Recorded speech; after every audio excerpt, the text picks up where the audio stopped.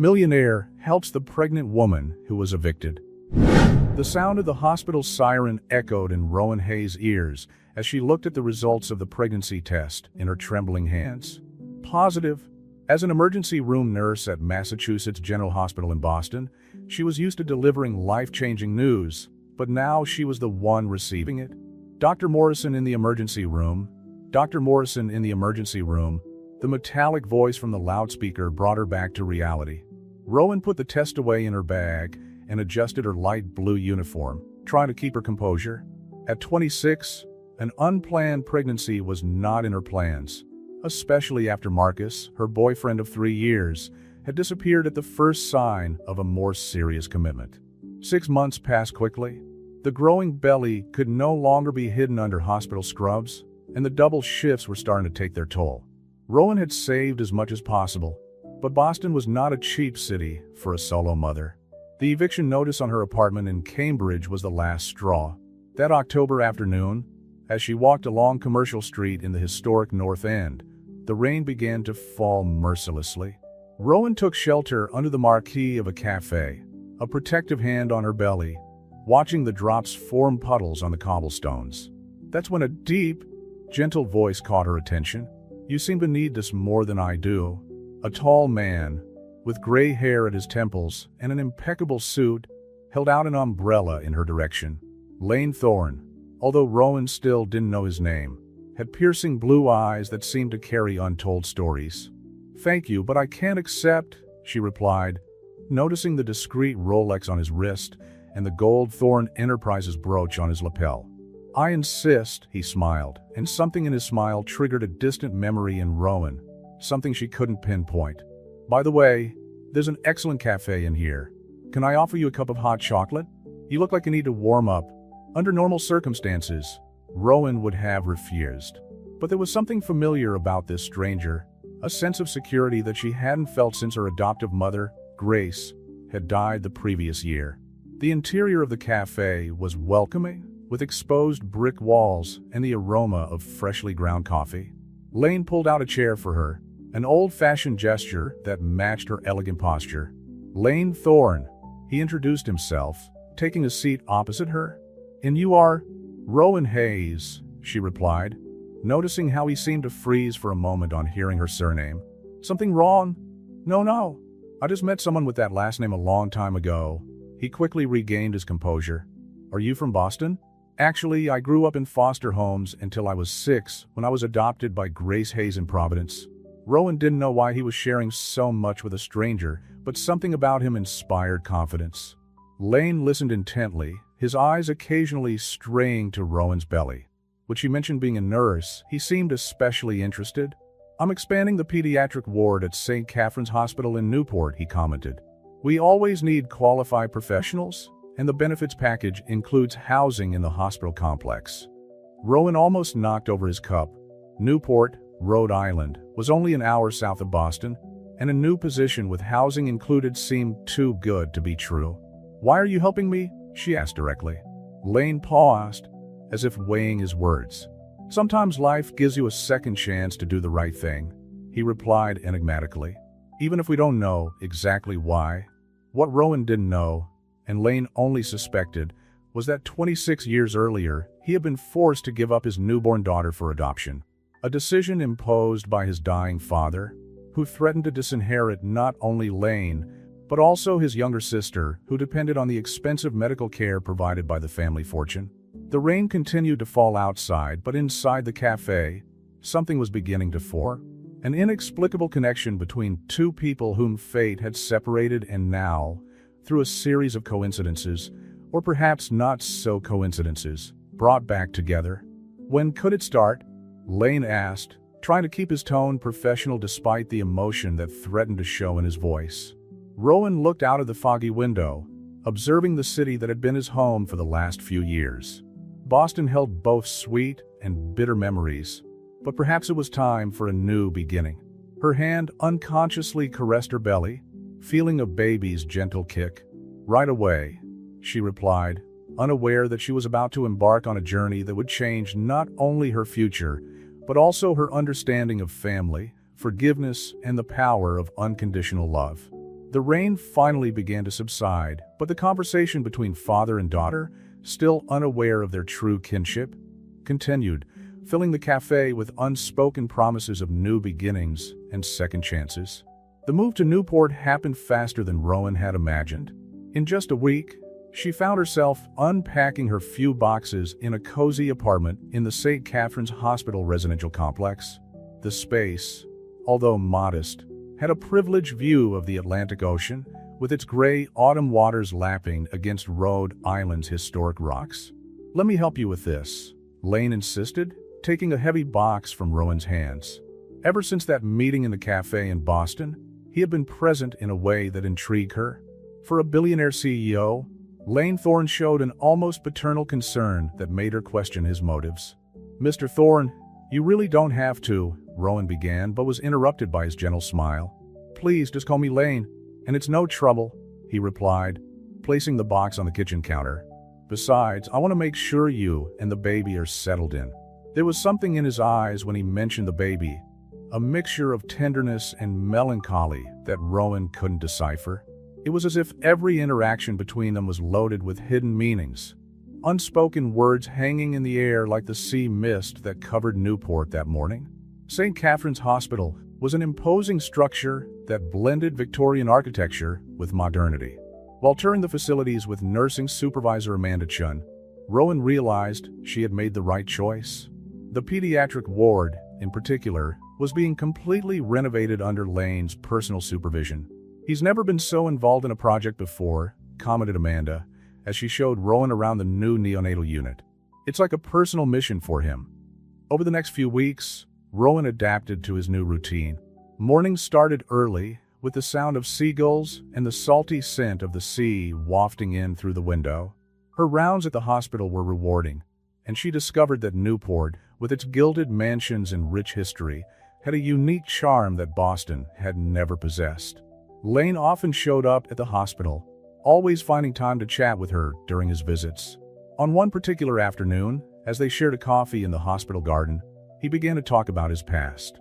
"I was your age when I faced the most difficult decision of my life," he said, his eyes fixed on the horizon. "Sometimes the choices we make to protect those we love end up haunting us forever."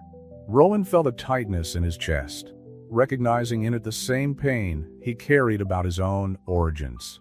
"My foster mother used to say that some wounds only heal when you find the courage to face them," she replied softly.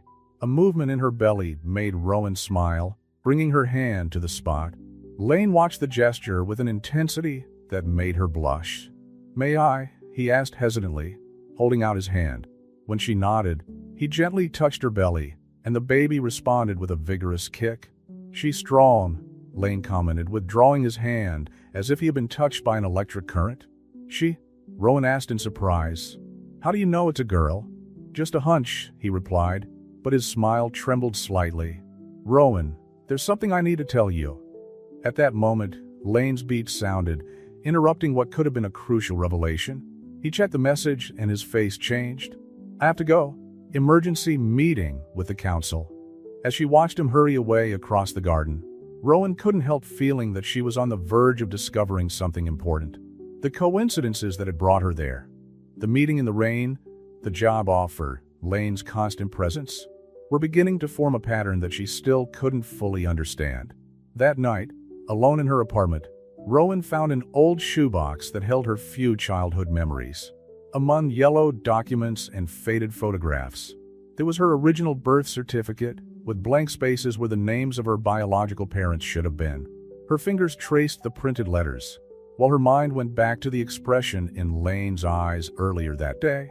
The ocean wind blew through the open window, bringing with it the distant sound of the waves and promises of revelations that would change the course of their lives forever. In her belly, her daughter moved gently, as if she too sensed that great changes were to come. In the main office of Thorne Enterprises in Newport, Lane gazed at the yellowed photograph in his hands. The image showed a young woman holding a newborn baby, Madeline, his college sweetheart, and the daughter he had been forced to give up. The name, Hayes, on Rowan's birth certificate couldn't be a coincidence, but he needed to be sure before making any revelations. "Mr. Thorne, your sister Charlotte is on the line," his assistant announced over the intercom. Lane put the photograph away in the locked drawer of his desk. "Charlie, what a surprise," he answered, trying to keep his voice casual. "Lane, I've heard rumors about a new nurse at St. Catherine's." Charlotte got straight to the point. "A young pregnant woman called Hayes. Does that have anything to do with—" "Don't jump to conclusions," Lane interrupted her. But her mind went back to the moment she first saw Rowan in the rain. The same green eyes as Madeline. The same determined chin she saw every morning in the mirror. Meanwhile, at the hospital, Rowan was facing her own challenges. During his shift in the pediatric ward, a particular case caught his eye: a 12-year-old girl, Sophia, who had been abandoned in the emergency room with a high fever. "No emergency contact?" Rowan asked the social worker, Rachel Morrison. "Not yet. She doesn't talk much, but we found this in her backpack." Rachel showed a folded piece of paper with the name Foreign Enterprises handwritten on it. Rowan's heart raced. Another inexplicable connection with Lane Thorne. She decided to call him personally. "Sophia Martinez," Lane murmured into the phone, his voice laden with recognition. "Daughter of one of our employees who recently passed away. I'm on my way." When Lane arrived at the hospital, Rowan observed how he interacted with Sophia. The same kindness he showed her, the same protective gaze. The girl visibly relaxed in his presence. "My mother said that if anything happened, I should look for Mr. Thorne," Sophia explained softly. "She said he helped people like us." "And she was right," Lane replied, taking the girl's hand. Her eyes met Rowan's. "Some people come into our lives by chance, but they stay for a purpose."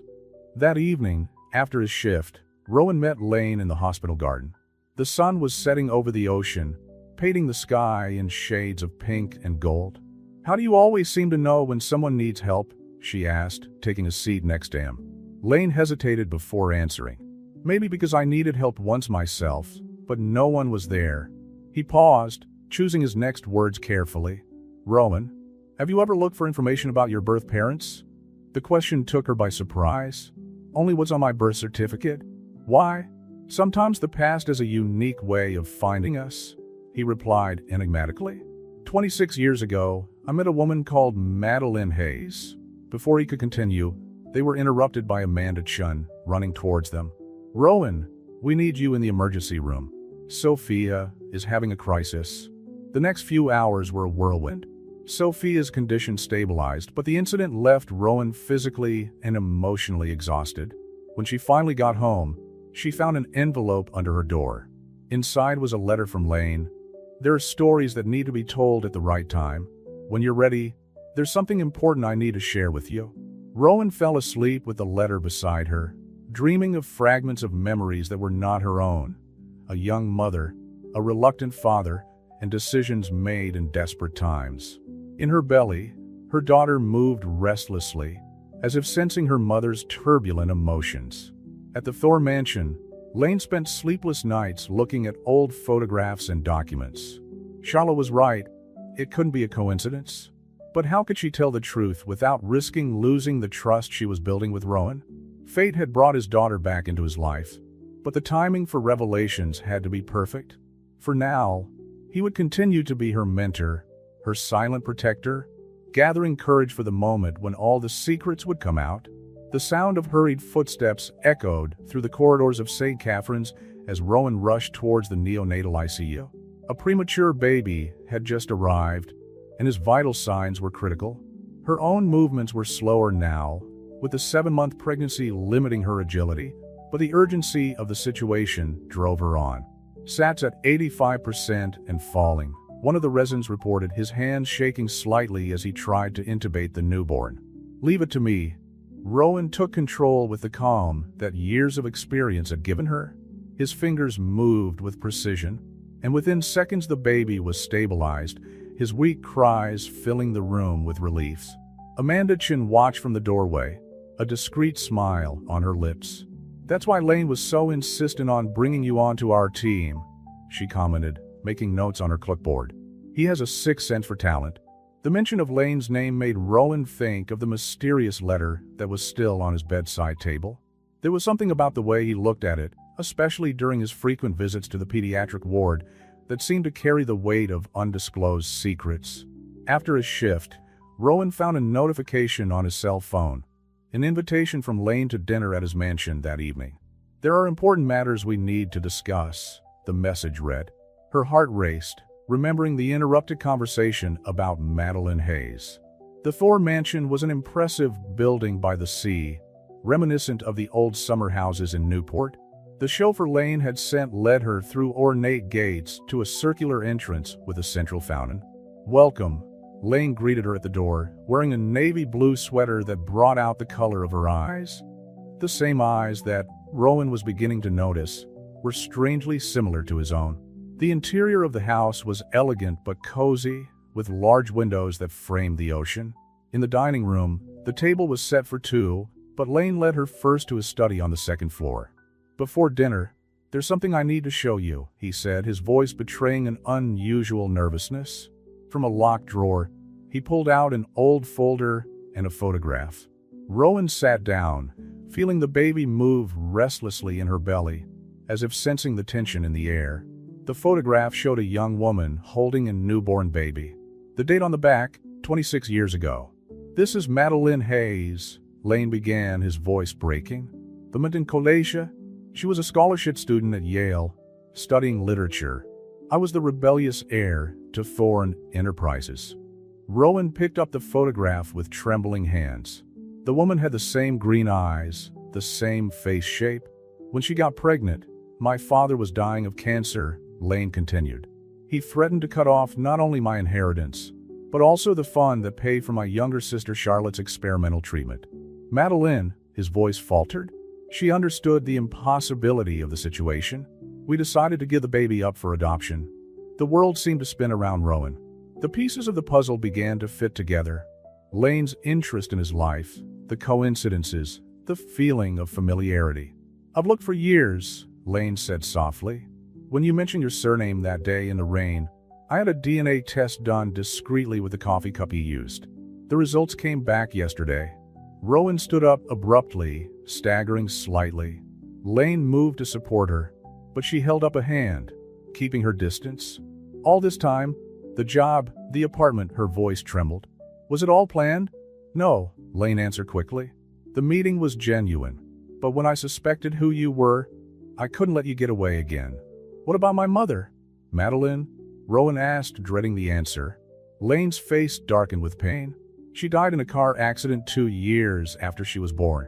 She was on her way to Yale, where she had started teaching." Rowan moved closer to the window, watching the sun set over the ocean.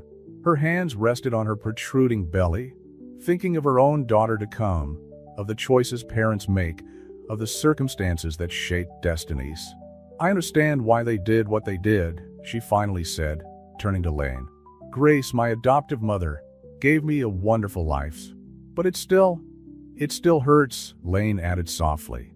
"Every day for the last 26 years, I've wondered where you were, if you were happy, if I'd ever get the chance to meet you." The silence that followed was filled with the sound of waves crashing on the rocks below. Father and daughter studied each other, seeing each other's reflections in gestures and expressions they had never noticed before. "I don't expect you to forgive me immediately," Lane said, "or to accept me as a father. All I'm asking for is the chance to be part of your life and my granddaughter's life. If you'll let me." Rowan felt a tear run down his cheek. "I think we could start with that dinner," she replied with a small smile. As they walked down to the dining room, they both knew that this was just the first of many difficult conversations to come. But it was also the start of something new, a chance to heal old wounds and build bridges over the chasm that 2 decades of separation had created. News of Rowan's true identity spread quickly through the inner circles of the Thorne family. Charlotte, the aunt she still didn't know, showed up unannounced at her apartment door one Thursday morning, carrying a box of cupcakes from a local bakery and years of unresolved guilt. "I helped convince Lane to do the adoption," Charlotte confessed, sitting at Rowan's kitchen table. Her long, elegant fingers played nervously with her napkin. "I was 16 and needed a very expensive experimental treatment. Your grandfather, well, he wasn't exactly a compassionate man." Rowan observed the woman in front of him. Dark hair like Lane's, but with early gray streaks at the temples. There was a fragility to Charlotte that contrasted with the strength that radiated from her brother. "I'm not here to judge past decisions," Rowan replied, pouring tea for them both. "But I need to understand everything. The cancer I had less than a 20% chance of survival without treatment," Charlotte continued. "Lane sacrificed his chance of being a father to keep me alive. I've carried that weight for all these years." The baby kicked, as it always did when Rowan was emotionally agitated. Charlotte noticed the movement, and her eyes filled with tears.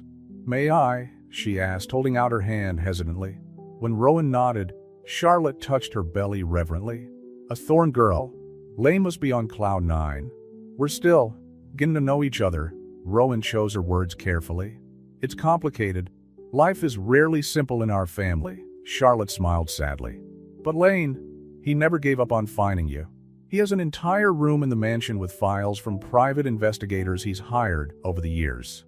Before they could continue the conversation, Rowan's phone rang. It was an emergency at the hospital. Charlotte insisted on giving her a lift, and during the journey, she continued filling in the gaps of 2 decades of family history. At the hospital, Rowan found Lane already waiting in the emergency room. Sophia, the girl they had helped weeks before, had returned with complications. "Pneumonia," Lane explained, his concern evident. "The doctors want to do a lung biopsy." Watching Rowan work with Sophia, Lane couldn't contain his pride. Her daughter had inherited not only her eyes, but also her determination and compassion. "You'll be fine," Rowan assured Sophia, holding her hand while the doctors prepared the sedation. "When you wake up, I'll be here. Promise." Sophia's voice was small and frightened. "I promise. And you know what? Mr. Thorne will be too." Lane, watching from the doorway, felt his heart squeeze. In just a few weeks, Rowan had become indispensable not only to the hospital, but to everyone who knew her. After the procedure, while Sophia slept, Lane found Rowan in the doctor's room. "I remember when you were that age," he said softly.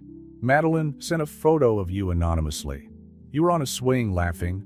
It was the only photo I've received in all these years." Rowan stopped writing in his chart, his hand shaking slightly. "Why are you telling me this now?" "Because I want you to understand that there's never been a day when I didn't think of you," Lane replied. "Every birthday, every Christmas, every achievement I imagined you might have. And now," Rowan asked, finally turning to face him, "what happens now that you've found me?" "Now," Lane smiled gently, "now we can create new memories. If you want." The moment was interrupted by Amanda Chun, bringing Sophia's biopsy results. "We need to operate," she announced. "And Rowan, we want you on the team." The next few hours were intense. Sophia's surgery was successful, but it left everyone emotionally exhausted. When it was finally over, it was already dawn. Lane insisted on taking Rowan home. In the car, the silence between them was comfortable, full of unspoken promises of new beginnings. "You know," Rowan said when they arrived, "there's something I've been meaning to ask you." "What?" "Do you want to be the first to know your granddaughter's name?" Lane's eyes glistened with restrained tears. "I'd be honored." "Madeline," Rowan said softly. "I'll call her Madeline Grace." Lane couldn't hold back the tears this time. In a spontaneous gesture, she hugged her daughter for the first time in 26 years.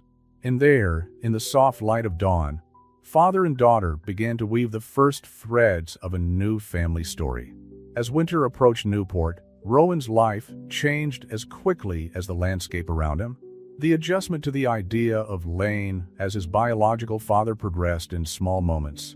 A coffee shared before the shift, a text message asking about his day, professional advice that now carried a different weight. One particularly busy morning at St. Catherine's brought an unexpected surprise. Rowan was updating records when an elegant middle-aged woman walked into her office without knocking. "So you're her," said the woman, her critical eyes scanning Rowan from head to toe. "I'm Victoria Thorne, technically your paternal grandmother." Rowan felt her heart race. Victoria Thorne was a legendary figure in Newport, known as much for her philanthropy as for her sharp tongue. After her husband's death, she had transformed Thorne Enterprises into an even larger empire. "Lane didn't mention you were coming," Rowan replied, trying to keep her composure. "Lane doesn't know I'm here," Victoria approached, her Louboutin heels echoing on the floor. I needed to see for myself the girl who was turning our world upside down. Before Rowan could reply, a sudden contraction made her grip the table for balance. Victoria's expression changed instantly from criticism to concern. "How long between contractions?" she asked, reaching for her cell phone. "They're not real contractions," Rowan tried to minimize, but her voice betrayed uncertainty. "It's too soon. Honey, I've had 3 children. I know labor when I see one." Victoria was already dialing. "Lane, come to the hospital now. Your daughter is in premature labor." The next few hours were a whirlwind of activity. Dr. Sarah Chun, a specialist in high-risk pregnancy, confirmed that Rowan was in early labor. At 32 weeks gestation, every hour they could delay the birth was crucial. Lane arrived in record time, finding her mother and daughter in the hospital room. The surreal moment of seeing the 3 Thorne generations reunited didn't escape any of them. "It shouldn't be happening like this," Rowan whispered, tears streaming down her face as another contraction hit her. "Hey, look at me." Lane held up his hand. "You're a Thorne. We face storms head-on." Victoria, watching the scene, felt something melt in her heart. "Your mother, Madeline, was just like that. Strong even when she was scared," she commented softly. "She should have helped you back then, instead of taking your grandfather's side." The unexpected confession silenced the room. Lane looked at her mother in surprise. Victoria Thorne never admitted mistakes. The next few hours were tense. The medical team managed to stabilize the contractions, but Rowan would need to be on bed rest for the rest of the pregnancy. The prospect of weeks confined to a hospital bed frightened her. "You can stay at the mansion," Victoria announced, her tone brooking no argument. "I have private nurses on duty 24 hours a day, and all the necessary equipment is already being installed." "Mom, I don't think," Lane began, but Rowan interrupted him. "Actually, it would be nice not to be alone," she admitted. Her apartment, although cozy, suddenly seemed too lonely to face this situation. Victoria smiled triumphantly. "Excellent. Lane, arrange the transfer. I'll prepare the blue room. It has the best view of the ocean." When they were alone, Rowan looked at Lane curiously. "Is her mother always like this? Intense?" "Victoria Thorne doesn't do anything by halves," he laughed. "But underneath all that posing, she really cares. I think seeing you made her realize how much we've lost because of family pride." That night, settled in the luxurious bedroom of the Thorne mansion, Rowan watched the ocean through the French windows. The sound of the waves had a calming effect, and for the first time in weeks, she felt truly safe. Victoria appeared with a tray of tea and homemade cookies. "I found these today," she said, handing over an old photo album. They're pictures from college of Lane and Madeline. The pages revealed a story of young, hopeful love. Lane and Madeline at parties, studying in the library, walking around campus. In every photo, the love between them was palpable. "She was extraordinary," Victoria sighed. "Maybe if I'd been braver, stood up to Harold, things might have been different." "We're here now," Rowan replied softly, "and Madeline Jr. will have her whole family around her." Victoria took his hand, squeezing it gently. "Yes, she will. Now get some rest, darling. Tomorrow begins a new phase for all of us." Outside the room, Lane listened to the conversation with a full heart. Her family, fragmented for so long, was finally beginning to heal, and in a few weeks, a new Thorne would arrive to complete the circle. The blue bedroom of the Thorne mansion became a peculiar refuge for Rowan over the next few weeks. Between heart monitors and state-of-the-art medical devices, Victoria had managed to create an environment that blended elegance and functionality. The walls in soft shades of navy blue matched the silk curtains that danced in the ocean breeze, while discreetly positioned medical equipment reminded us that this was no ordinary rest period. "Your pressure levels are fine today," commented Monica, the private nurse, as she made her morning notes. "But we still need to keep you on strict bed rest for at least another 2 weeks." Rowan nodded, his hand unconsciously stroking the belly where Madeline Jr., as Victoria had come to call her, was moving restlessly. Forced bed rest was a challenge for someone used to the hustle and bustle of the emergency room. But every day, they managed to postpone the birth was a victory. Lane had turned one of the adjacent rooms into his temporary office, conducting most of Thorne Enterprises' business from there. Rowan often heard him on video conference calls, his authoritative voice softening whenever he needed to interrupt a meeting to check on her. "I found this in the old stuff in the attic." Lane entered the room that afternoon, carrying a carved wooden box. "It belonged to your mother." Inside the box, Rowan found a diary, postcards, and a series of letters that had never been sent, all addressed to her. Madeline wrote them during her pregnancy, Lane explained, taking a seat on the edge of the bed. "She planned to give them to you when you turn 18, but after the accident." Rowan's hands trembled as he opened the first letter. The handwriting was delicate, almost musical. "My dear child, as I write this, you are moving inside me, as if you wanted to take part in this moment. There is so much I want to tell you, so much I need to explain. The choices we are making, your father and I, are not for lack of love." A sudden contraction interrupted the reading, causing Rowan to let out a groan of pain. Lane immediately hit the emergency button, and within seconds Monica was back in the room. "Contractions every 8 minutes," the nurse announced after a quick assessment. "I'll get Dr. Chen." Victoria appeared in the doorway, her normally composed face betraying concern. "The helicopter is on standby if we need to transfer you to Boston," she informed, already taking control of the situation as only a Thorne could. The next few hours were a battle against time. Dr. Chen once again managed to stabilize the contractions, but the warning was clear. Any additional stress could trigger labor. "Maybe we should wait to read the rest," Lane suggested gently, noting how Rowan was still holding Madeline's letter. "No," she replied firmly. "I need to know her. I need to understand." Lane adjusted the pillows behind her and began to read aloud. "Your father is an extraordinary man, even if circumstances have forced him to make difficult choices. He has the same smile as you. I can already see it in the ultrasounds. And he has a bigger heart than he realizes." Victoria, who had stood silently by the door, entered the room and sat down in the armchair by the window. "She was right about that," she commented softly. "Lane was always the best of all of us. Why did you change your mind about me?" Rowan asked Victoria, surprising everyone with the direct question. "At first you seemed resistant." Victoria considered the question for a moment, her elegant fingers adjusting the pearl necklace she always wore. "Because I saw in your eyes the same strength I saw in Madeline. And because," she hesitated, something rare for Victoria Thorne, "because I realized that the time had come to correct the mistakes of the past." A meaningful silence filled the room, broken only by the rhythmic sound of the heart monitor and the waves breaking on the beach below. 3 generations of Thornes, each carrying their own scars and hopes, united by fate and the imminent arrival of a fourth. "There's one more thing," Lane said, taking a yellowed envelope out of the box. "It's Madeline's will. She left something to you." Rowan opened the envelope carefully, revealing the deed to a house in Providence, the same town where he had grown up with Grace. "She bought the property before the accident," Lane explained. "It was supposed to be a place where you could meet again one day." "Fate has an interesting sense of humor," Victoria commented, a small smile playing on her lips. "You grew up so close to us, and yet we need a storm and a chance meeting to reconnect," Rowan added, feeling the baby move, as if in agreement. Lane held his daughter's hand, noticing how she had the same long pianist's fingers as Madeline. "Some stories need the right time to be told," he said softly.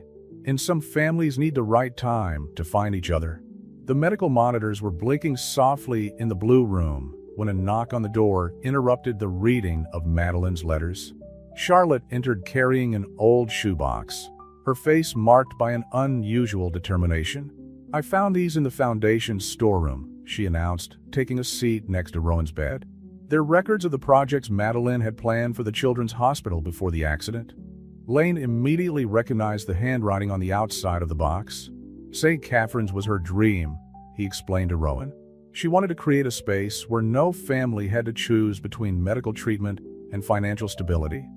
Inside the box, yellowed architectural plans showed an ambitious project, an entire wing dedicated to experimental treatments, with accommodation for patients' families and a scholarship program for nurses. That's exactly what we're building now, Rowan realized, his voice laced with emotion. Lane, you're making her dream come true. With your help, Victoria added from the armchair by the window. It's no coincidence that our best nurse is Madeline's daughter. A slight contraction made Rowan adjust herself on the bed, and immediately 3 pairs of eyes turned to her with concern. I'm fine, she assured them. Madeline Jr. is just restless today. Like your mother, Charlotte smiled. Madeline could never sit still, always planning the next project, the next move. The sound of hurried footsteps in the corridor announced the arrival of Monica, the nurse, bringing the results of the latest tests. Dr. Chen wants to discuss some changes to your treatment, she informed, adjusting the fetal monitor. While Monica explained the new procedures, Rowan leafed through the documents in the box. Among the plans and proposals, she found an envelope addressed to my love. With a questioning glance at Lane, who nodded softly, she opened it. Dear Lane, if you're reading this, it means that something has happened to me. But it also means that our greatest treasure is still out there, somewhere, carrying a little bit of both of us in its heart. The letter went on to detail Madeline's dreams for the hospital and for the daughter they had to deliver. Every word was a testament to the love that never had a chance to fully blossom. Promise me that if you ever meet her, you'll tell her about the stars, the letter asked. About how we used to watch them from the roof of the library, making plans to change the world. Tell her that every decision we made was out of love, even the ones that hurt the most. Victoria, who rarely showed emotion, discreetly wiped away a tear. Madeline had that gift, she commented, to see the best in people, even when they didn't see it in themselves. Like you, Lane added, looking at Rowan. The way you look after the patients, especially Sophia, that's exactly how she would be. An idea began to form in Rowan's mind. Her project for the hospital. What if we expanded it? Not just for experimental treatments, but a complete family support program. Charlotte was already making notes on her tablet. We could call it the Madeline Project, she suggested. A legacy that would continue through the generations. And it could start with Sophia, Rowan continued, animation coloring her voice. She needs a family, stability, to fully recover. She's already thinking like a thorn, Victoria smiled proudly. Always expanding horizons. Always thinking about the next step. Lane watched the scene with a full heart. In just a few weeks, her daughter had not only become part of the family, but was helping to fulfill the dreams that Madeline had never been able to see come true. There's something else I need to show you, he said, getting up, but it'll have to wait until we can get you out of this room safely. The observatory, Charlotte guessed, exchanging a complicit glance with her brother. Madeline's favorite spot on the estate, Victoria explained to Rowan. Lane kept it exactly as she left it. The conversation was interrupted by the arrival of Dr. Chun for the evening assessment. While the doctor examined Rowan, the family retired to the hallway, each carrying thoughts of the past that was finally finding its way into the present. In the silence of the blue room, Rowan held Madeline's letter against her chest, feeling her daughter move as if responding to the moment. The stars were beginning to appear in the sky beyond the window, the same stars that her mother and father used to watch, dreaming of a future that, somehow, was finally coming true. A storm was brewing over Newport when the first serious pains began. Rowan was alone in the blue room, watching the lightning illuminate the raging ocean, when she felt the first really strong contraction. Unlike the previous ones, this one went through her body like a shockwave, making her grip the sheets tightly. "Monica," she called out, but her voice came out weaker than she had intended. The clock on the wall read 3:47 a.m., and the storm drowned out any sound she could make. With trembling hands, she reached for the cell phone on the bedside table. Lane answered on the first ring, as if he'd been expecting the call. "It's happening," was all she managed to say before another contraction hit her. Within minutes, the blue room was transformed into a makeshift command center. Lane had practically set up an entire neonatal ICU there over the last few weeks, anticipating exactly this moment. Dr. Chun, who was sleeping in one of the mansion's guest rooms, was already assessing the situation. 34 weeks, she murmured, checking the monitors. "It's not ideal, but the baby's lungs are mature enough thanks to the corticosteroids we've administered." Victoria coordinated a team of nurses and technicians who arrived discreetly through the mansion's back entrance, while Charlotte organized the necessary documents for a possible emergency transfer. Remember what we talked about breathing? Monica instructed Rowan, holding his hand.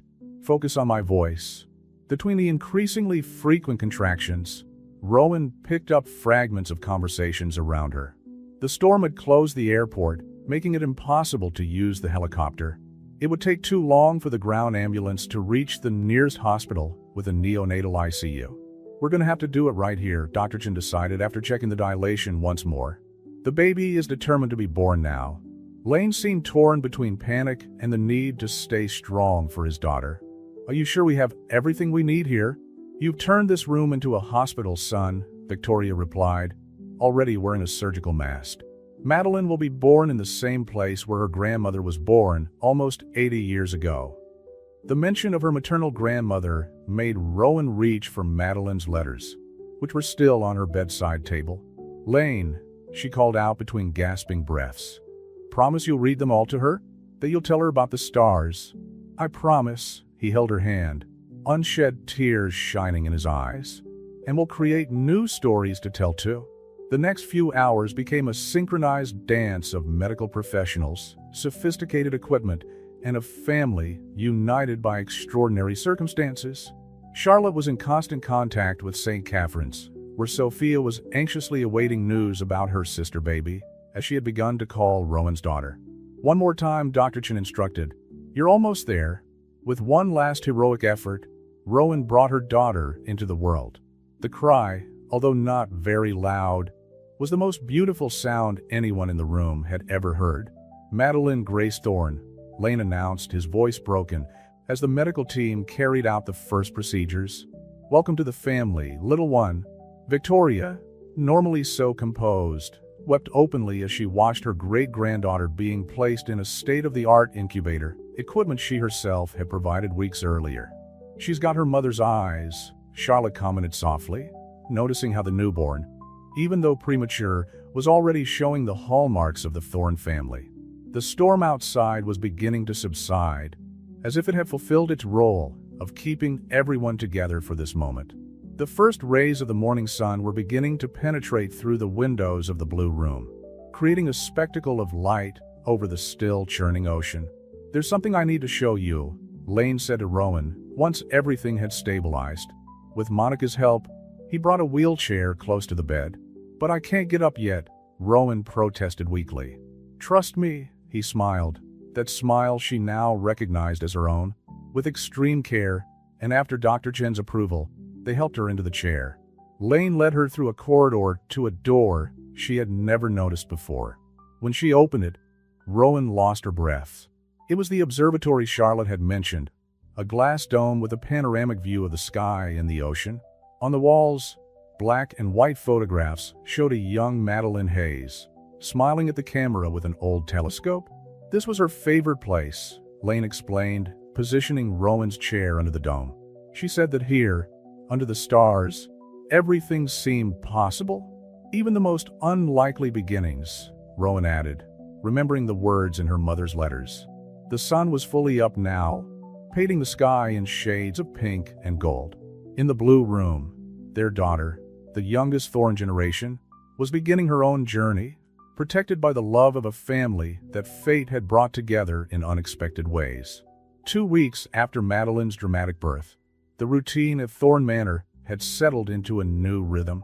The blue room, now transformed into a luxurious nursery, housed the family's smallest heiress as she gained strength to finally go home.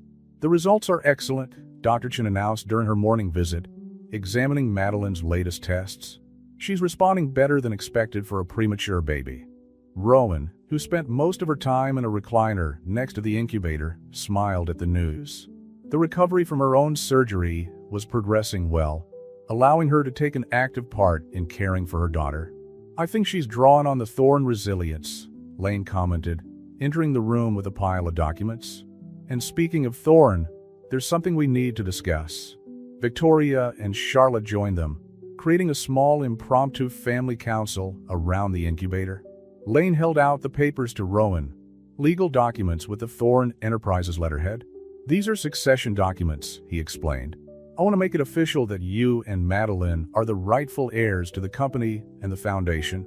Rowan felt the weight of family history on the pages in front of her. "Lane, this is too much. We've barely known each other for a few months."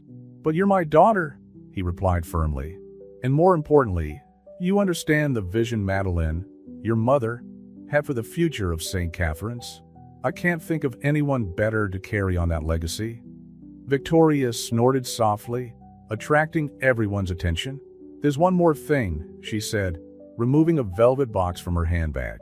"This belonged to your grandmother, my mother. She left specific instructions for it to be given to the first great-granddaughter of the family."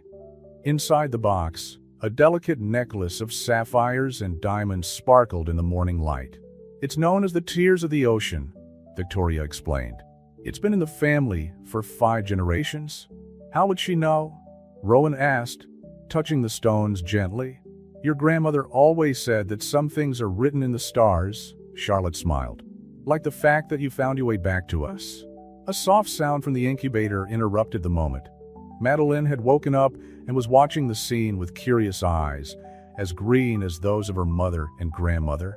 "Speaking of finding ways," Lane began, "Sophia asked if she could visit today. The doctors gave the go-ahead, considering she's completely recovered from her surgery." The mention of Sophia brought an even bigger smile to Rowan's face. During her own recovery, she had begun the process of becoming the girl's legal guardian, with the full support of the Thorne family. "Her room is ready," Victoria informed her. "The one next to yours in the annex of the mansion. I thought you'd like to be close when you're discharged." Rowan looked at the family matriarch in surprise. "You want us to live here?" "This is your home now," Victoria replied with an unusual softness in her voice. "Besides, someone needs to keep Lane in line. He's been impossible since he became a grandfather." The comment provoked laughter in the group, especially as Lane was at that moment leaning over the incubator, making faces to make his granddaughter smile. "We have a lot of rebuilding to do," he admitted, straightening up.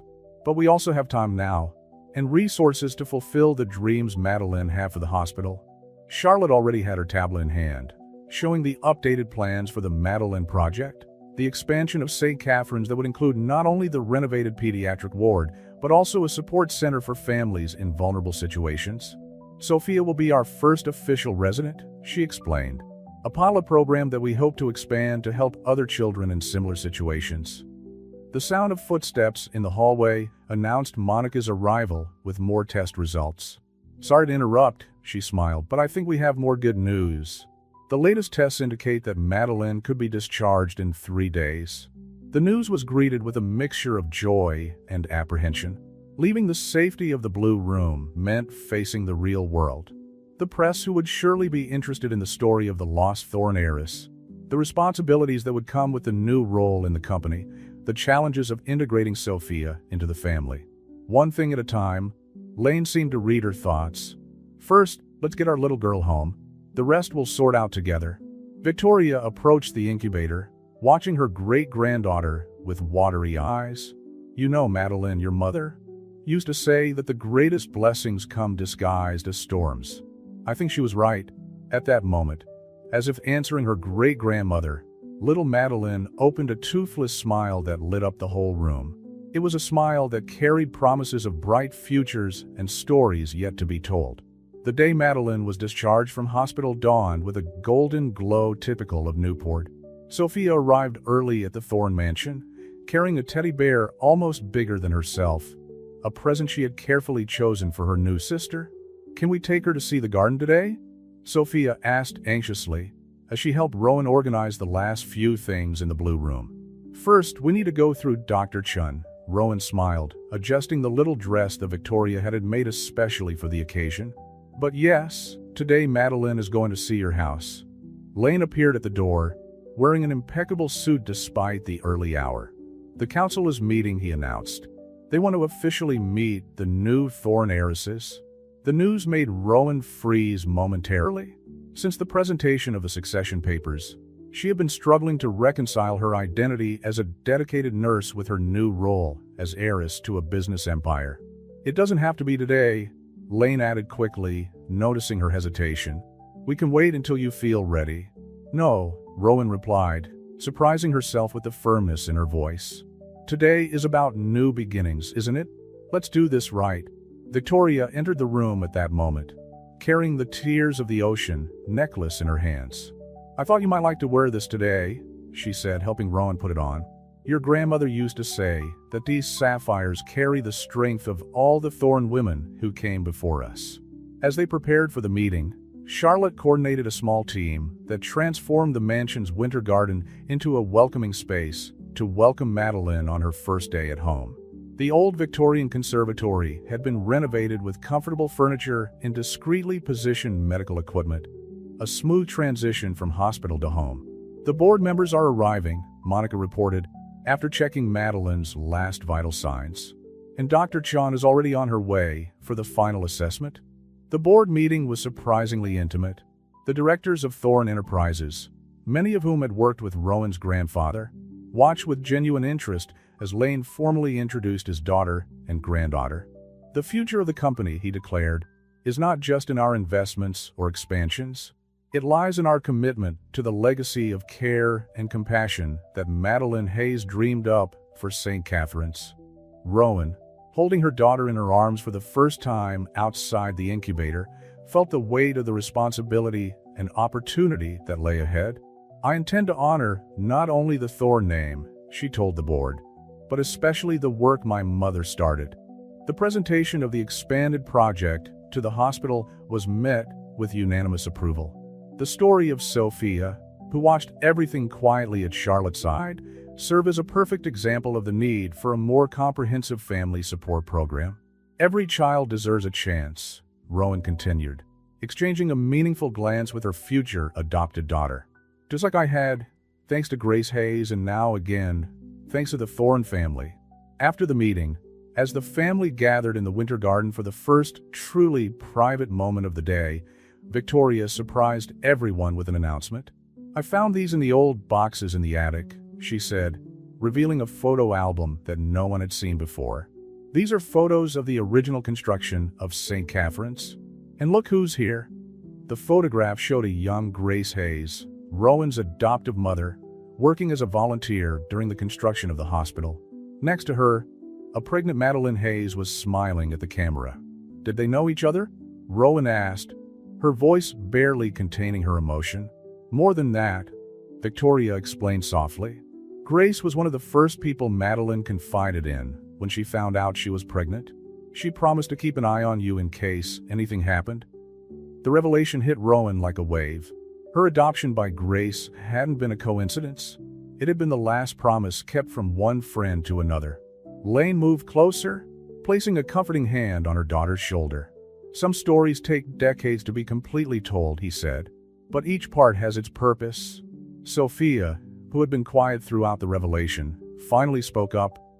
So we really are a family? All the parts fit together? Yes, dear, Rowan replied, pulling the girl close with his free arm, while Madeline slept peacefully in his other arm. Some families are formed by blood, others by choice, and the most special ones are formed by both. The rest of the afternoon was dedicated to establishing new routines. Monica helped organize Madeline's room, while Charlotte and Sophia decorated the adjacent space that would be the girls' new bedroom. Victoria supervised everything with her keen eye for detail, occasionally stopping to admire her 3 generations of offspring gathered under one roof. Adapting to the new routine at the Thorn Mansion brought unexpected challenges. One particularly hectic morning, Rowan found Lane in the observatory, gazing at old photographs spread out on a mahogany table. I couldn't sleep, he explained, noticing her presence. I found these photos from the day I met Madeline. It was a lecture on astrophysics at Yale. She was sitting in the front row, asking more questions than all the other students put together. Rowan approached, observing the dark-haired young woman with a determined look that was his biological mother. In the photo, Madeline was holding a book on constellations, the same one that now occupied a place of honor in the mansion's library.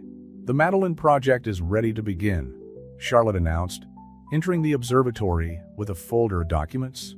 The board approved the expanded budget, and we already have 5 families identified for the pilot program. The news brought a smile to Rowan's lips.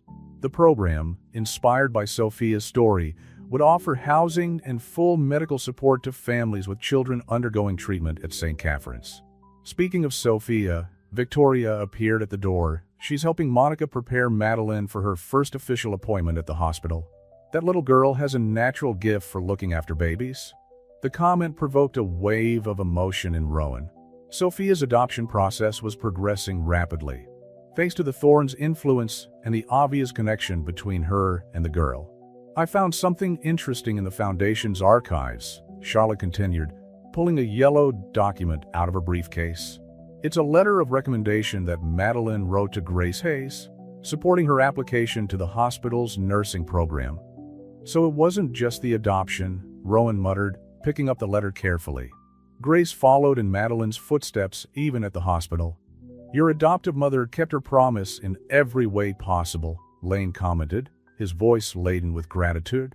"Not only did she take care of you, but she also continued the work that Madeline had started." A soft cry coming from the baby monitor interrupted the conversation. Madeline was awake, and from the sound of it, hungry.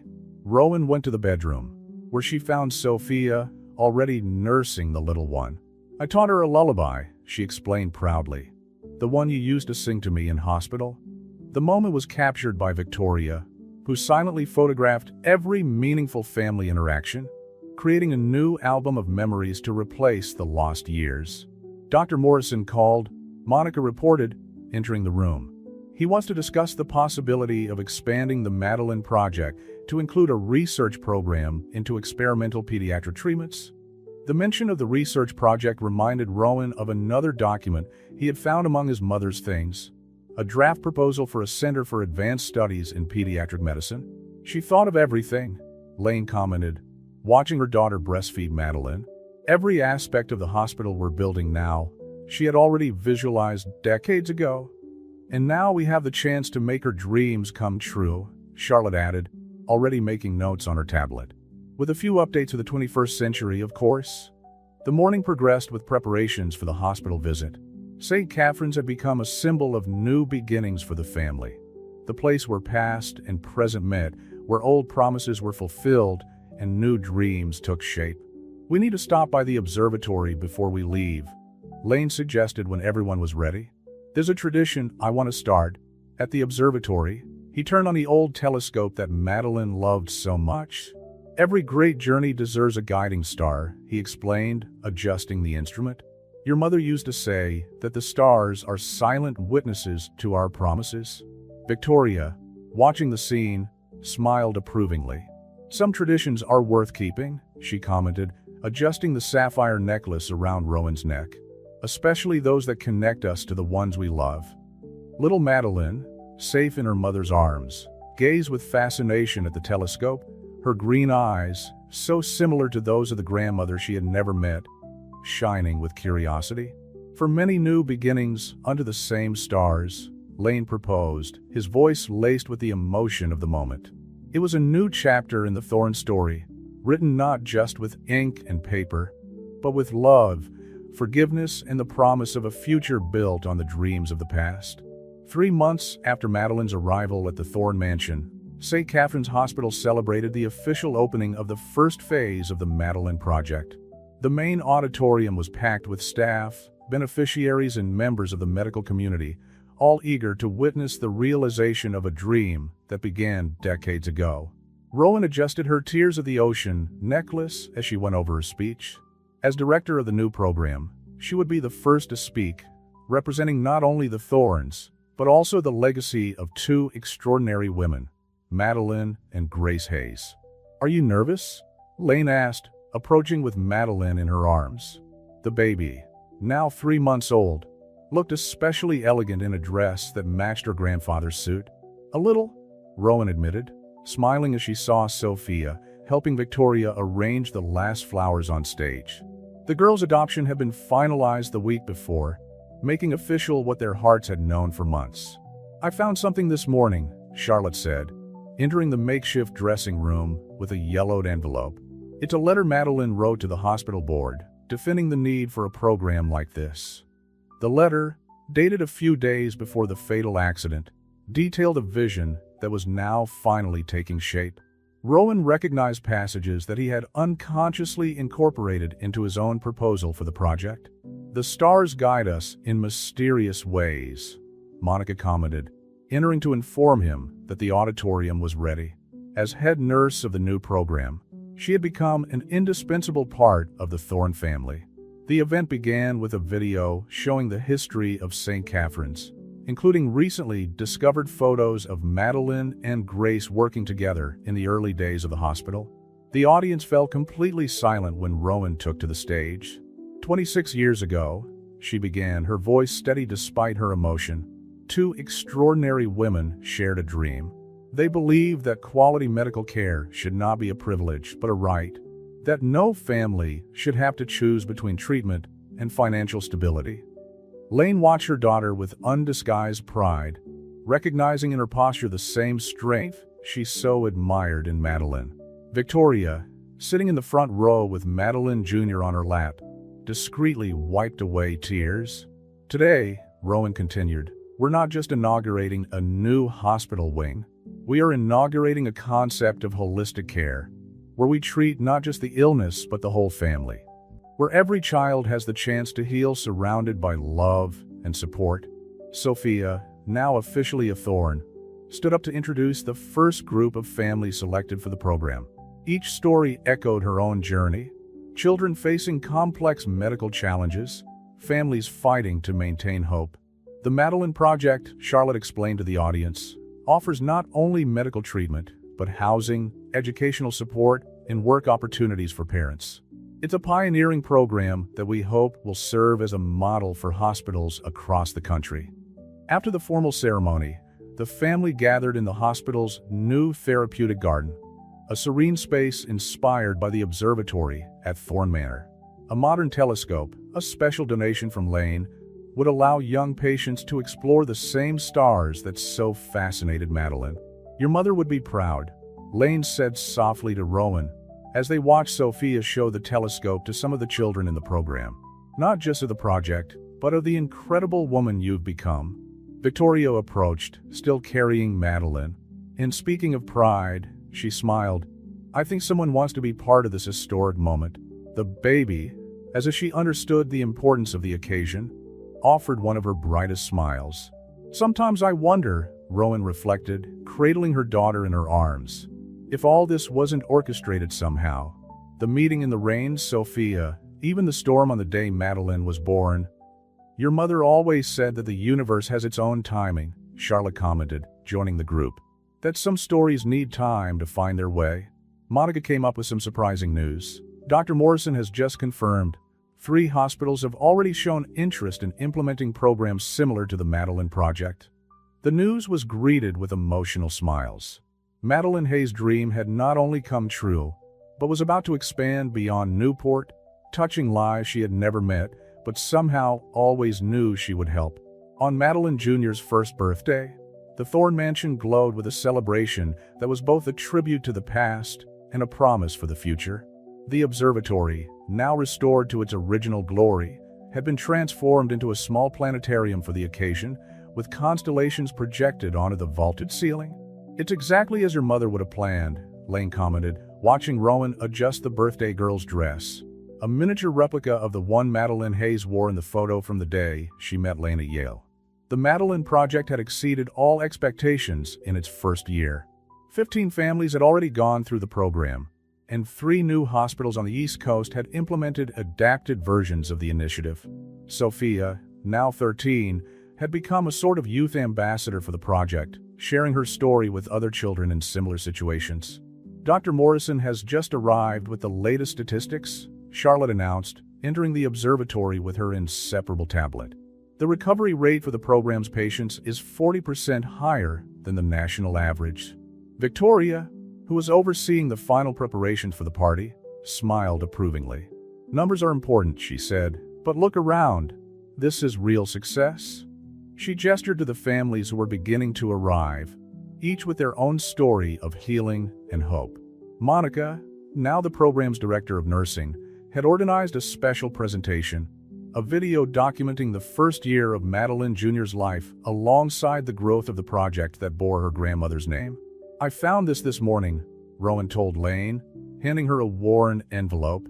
It was Madeline's last letter, never opened before, addressed to our daughter, on the day she understands her legacy.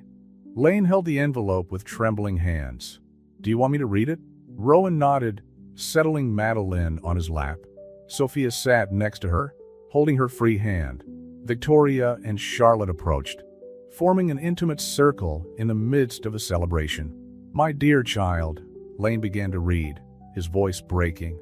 "If you are reading this, it means that you have found your way back to the family that fate forced us to leave. I don't know how long it will take, weeks, years, decades perhaps, but I always knew this day would come." The letter went on, detailing not only the dreams Madeline had for the hospital, but also her hopes for the daughter she never saw grow up. It talked about the stars she and Lane watched together, about how each constellation told a story of loss and reunion, of love that transcends time and distance. And above all, the letter concluded, "I want you to know that every decision, no matter how painful, was made with love.